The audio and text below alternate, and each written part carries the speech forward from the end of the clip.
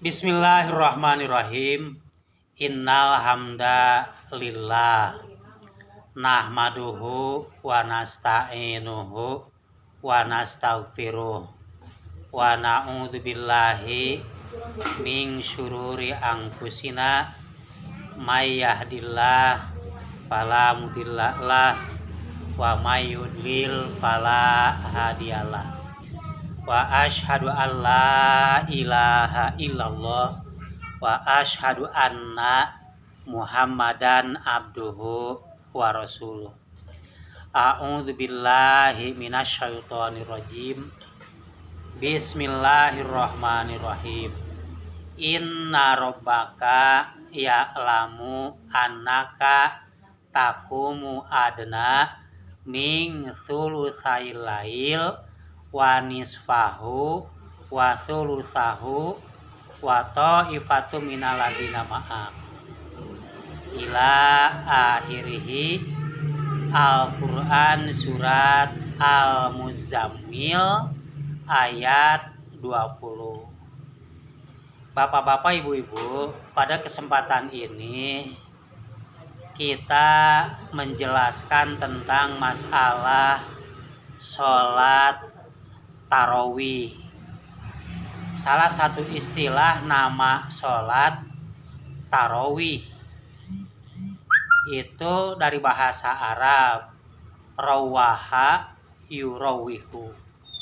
Nama sholat tarawih itu diberi nama tarawih karena memang supaya dilaksanakannya secara menyenangkan dan santai, karena memang rentang waktu sholat tarawih itu panjang, yaitu bainal isya ilal fajri. Waktu pelaksanaan sholat tarawih itu setelah melaksanakan sholat isya, jadi waktunya dari mulai isya dan terakhir waktunya habis ketika datang waktu subuh.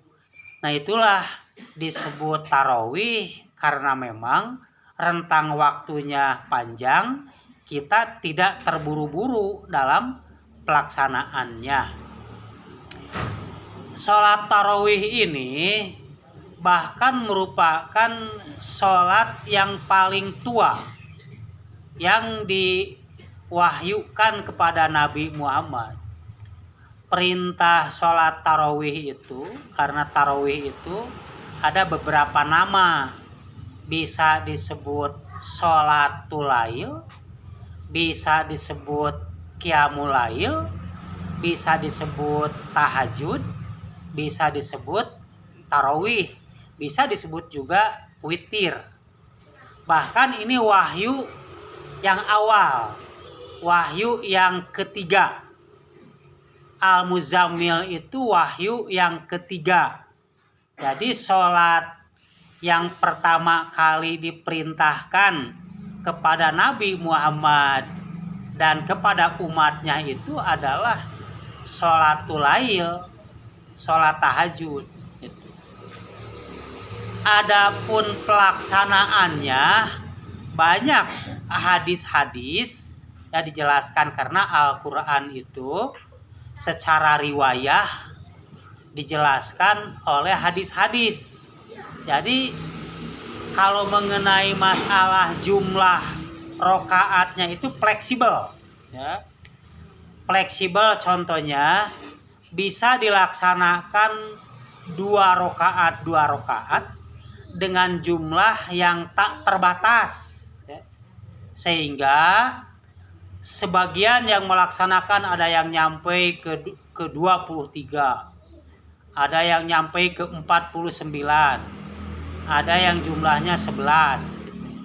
Jadi fleksibel gitu. Kemudian setelah umat Islam hijrah ke Madinah, maka ada disebut nama tarawih karena memang setelah di Madinah itu ada pelaksanaan saum Ramadan. Nah, di bulan Ramadan itu galibnya, lazimnya disebut tarawih itu ya.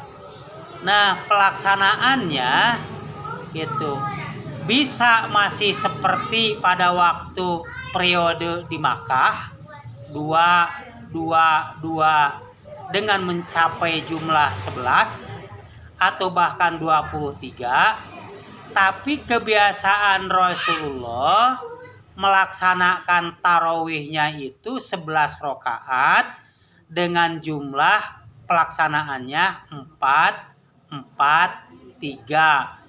Jadi mengenai jumlah rakaatnya dan kaifiatnya, prakteknya itu bisa fleksibel gitu ya. Jadi bisa beberapa cara. Nah, ini suatu peribadatan yang sangat penting. Dalam Al-Quran, sholat sunat yang ada dalam Al-Quran hanya satu-satunya, yaitu tahajud atau sholatul lail atau qiyamul lail atau tarawih. Sholat sunat yang lainnya tidak terdapat di Al-Quran, sehingga disebutlah bahwa sholat tarawih, tahajud atau disebut juga witir itu disebut nafilah ya. Jadi ibadah tambahan sebagai sunnah Rasulullah yang sangat penting ya. Kemudian selain ini adalah hukumnya syar'i ya. Kalau syar'i itu merupakan hukum ya. Gitu. Jadi sudah doktrin. Ini ada hikmahnya, banyak hikmahnya. Melaksanakan sholat tahajud atau tarawih itu ditingkatkan derajat ya. Asa ayab asaka rabbuka maqamam mahmuda. Jadi derajat kita sebagai umat Islam itu ditingkatkan oleh Allah ya. Kita kan butuh peningkatan derajat ya.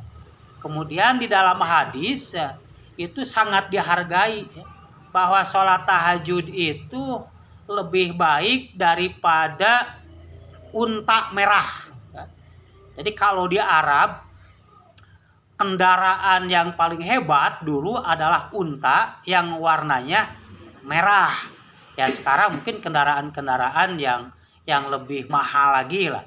Jadi amat berharga sholat tahajud, sholatul lail, qiyamul lail, tarawih agar kita melaksanakannya. Sebab nilainya juga sama dengan kalau kita melaksanakan satu malam, maka kita sudah mendapatkan sebanding dengan satu ekor unta yang berwarna merah. Artinya harganya, nilainya yang sangat tinggi. Oleh karena itu kita terus upayakan bisa melaksanakan tahajud, bisa melaksanakan qiyamul lail, sholatul lail atau disebut juga witir, atau di bulan Ramadan yang kita kenal tarawih. Ibu-ibu, bapak-bapak sekalian, terima kasih atas perhatiannya. Alhamdulillahirabbil alamin. Assalamualaikum warahmatullahi wabarakatuh.